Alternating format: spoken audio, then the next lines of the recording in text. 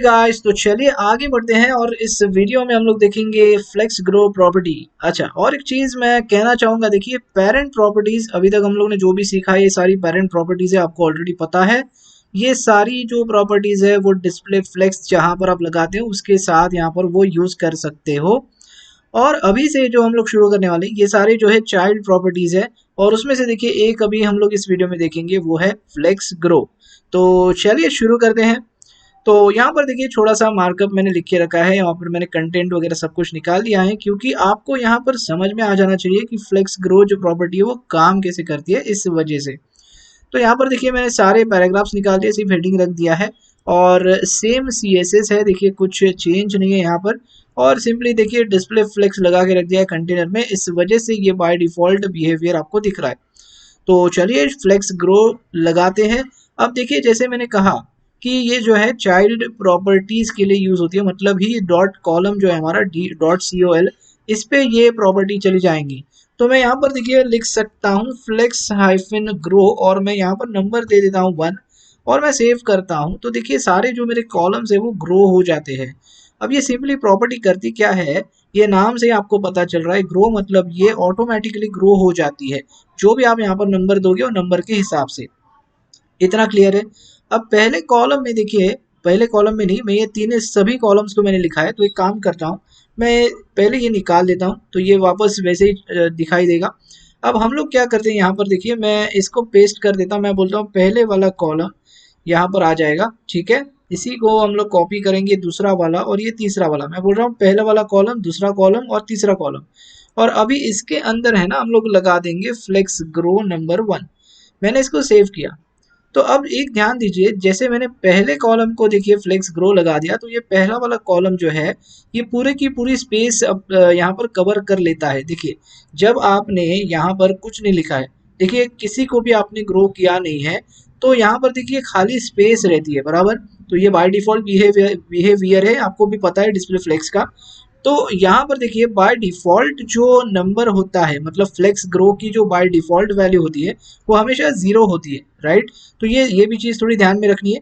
और जैसे मैं इसको 1 कर देता हूँ ना, तो ये पहला वाला कॉलम के लिए मैं लिख रहा हूँ, तो ये पहला वाला कॉलम क्या करेगा, ये जितनी भी यहाँ पर स्पेस मिल रही है तो ये दोनों को आगे ढकेल देगा और ये एडजस्ट हो जाएगा।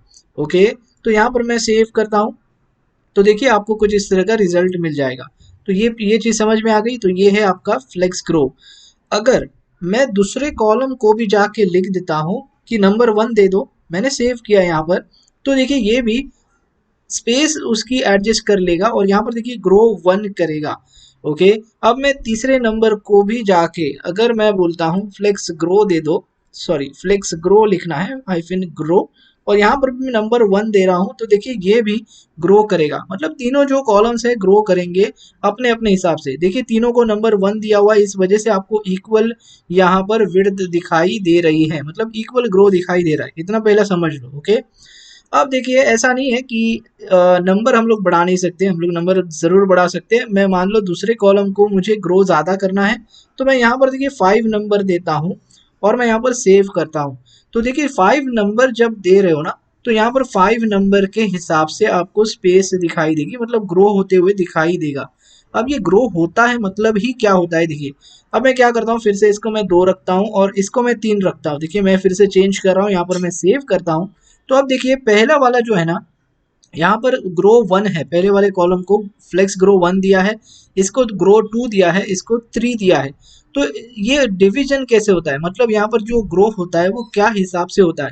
तो देखिए जब भी यहाँ पर नंबर 2 चला आता है ना, तो ये इसके मुकाबले 2 टाइम्स बड़ा हो जाता है।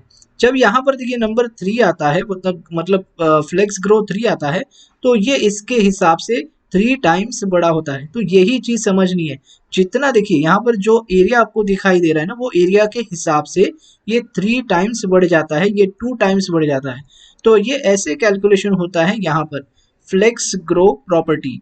ओके गाइस, तो यही है बस, इसमें और ज़्यादा कुछ नहीं है। सिंपली देखिए आपका कॉलम अगर आपको ग्रो करना है तो ये यूज़ होती है प्रॉपर्टी। और इसके आगे और भी कई सारी चीज़ें, जैसे फ्लेक्स बेसिस है, फ्लेक्स श्रिंक है, तो वो आगे देखेंगे। बट यहाँ पर थोड़ा समझ लीजिए कि फ्लेक्स ग्रो प्रॉपर्टी जो है काम यहाँ पर कैसे करती है। तो आई होप गाइज आपको समझ में आ चुका है यहाँ पर फ्लेक्स ग्रो जो है यहाँ पर काम कैसे करती है। तो बस इस वीडियो में इतना ही, मिलते हैं अगले वीडियो में। Thanks for watching.